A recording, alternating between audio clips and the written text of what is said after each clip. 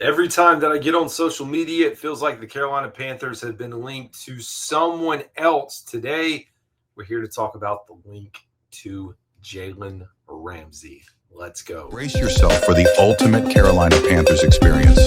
Welcome to Two Growls, One Roar, the podcast that hits harder than a Luke Kuechly tackle.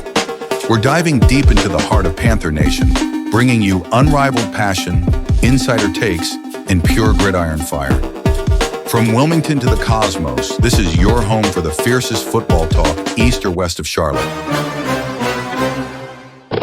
Welcome in, folks, to another edition of the Two Growls, One Roar podcast. Hope you folks are doing well. Got a lot to talk about today, primarily this fascination with Jalen Ramsey, the Miami Dolphins. Now, it feels like that whenever a name populates, the Carolina Panthers run. Doesn't matter who, like this player's cut, this player's waived, this player's on the trading block, this player is upset with his current team. Panthers fans are crazy. Like, let's just be honest. And I sometimes fall in that bucket, but I stay away. You guys will go out and just look at anything and everything and try to figure out why that player would want to come to Carolina. Now, we do have a bit of a dynamic here that's shaping up with Ejiro Evero, who we saw the clip circulating of his high praise talking about Jalen Ramsey. If you haven't seen it, just go Google it. I'm sure it's out there on whatever social media site that you guys look for. Praising Jalen Ramsey. And so we sit here as we look at the possibility of a trade for a cornerback who's 30. Panthers could use some help. And so I don't know that I would call this the potential to be a blockbuster trade. Like, if we're being realistic here, giving his age, contract, just where things sit, the Panthers already having Mike Jackson and J.C. Horn. I don't know that I'm fully sold on this. However, if there's the possibility of figuring this thing out for a sixth or a seventh and you can maneuver it, I'm all for it. Problem for me, when we go back and look at the snap count for Jalen Ramsey last year, he primarily was a boundary corner on the outside. So it's not that that's a bad problem to have, but in this case, I would think, now he did play a little bit of nickel, but I would think he would have J.C. Horn and possibly Jalen Ramsey as your two corners on the outside. There's still a chance you move him into nickel. That's just me, which means Mike Jackson potentially becomes your nickel. Maybe Shaw Smith-Wade, of course, who's competing as well. But it never hurts to add talent. That's the philosophy that I have. Like, if we are going to truly discuss this, if the price is right, you figure out a way to make it happen. That's what good football teams do. It's what competitive football teams do. Now, on the flip side of that, if we look at the Carolina Panthers and where they sit today, the construction of their roster, trying to, take a step forward, they're settled in here. The Bryce Young trade, the assets that they gave up is behind them. They have all their draft picks next year. We know that Dan Morgan likes to work in the draft, to move up, to move down, to recoup picks. So there's always an opportunity. I don't know that the Panthers are ready to flip a switch. I don't know that they're a cornerback away from winning the NFC South, from making the playoffs.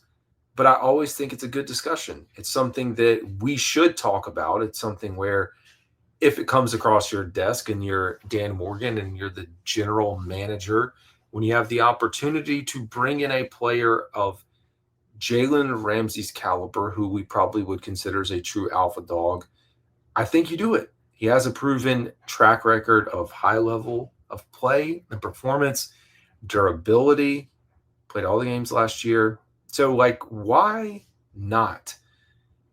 Mike, and considering J.C. Horn's injury history, which we know about, and last year was much better. But, hey, let's talk about it. So despite being 30 years old, Jalen Ramsey, I took some notes on this. he continues to perform at an elite level. So in 2024, played all the games, like we said, 36 solo tackles, not that impressive, a sack, 11 pass deflections, and 2 interceptions. Career-wise, over 130 games played, almost 400 solo tackles, a few sacks, 108 pass deflections, and about a little over 20 interceptions, close to 24, 7 forced fumbles, consistent 7-time Pro Bowler, 3-time first-team All-Pro. Versatility that we talked about, again, being able to play on the boundary, the outside, and in the slot. Last year, played 1,000 snaps. 720 of those was outside.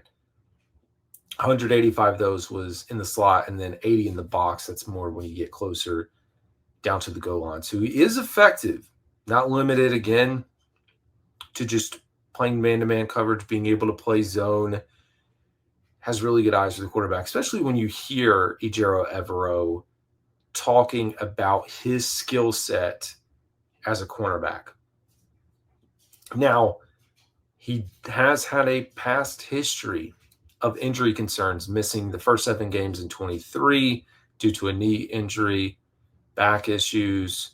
He only played in 10 games, but then had a full season this past year. However, his missed tackle rate did increase to 19%.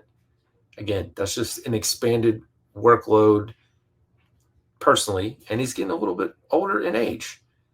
So for me, when I go back and look at this, I think about, because you think about when Ejiro Evero was there coaching him with the Los Angeles Rams, that's where the crossover is. That's where the ties are.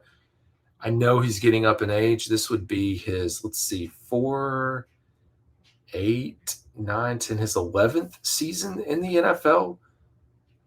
As we mentioned, his historical usage with the Rams, bouncing between the nickel and the slot, I think, it was only about 15% of his snap count there, but I think that's part of the reason, like how he could fit into Ejiro Evero's scheme.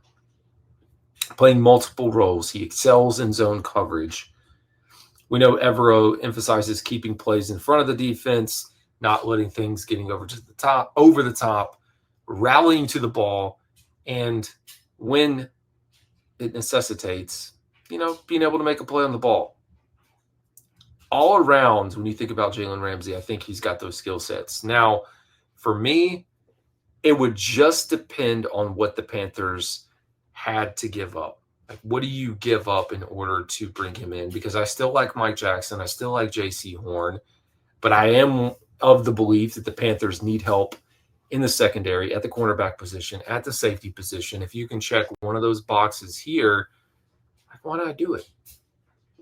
It makes sense. It's kind of like Gilmore from a few years ago. Like he is a little bit older, but why not? Why not run it back? And if things can play out here, you at least help set yourself up, I think, for a pretty decent season on the defensive side of the ball. And I don't know why you wouldn't want to have that, even if he has lost a step this year.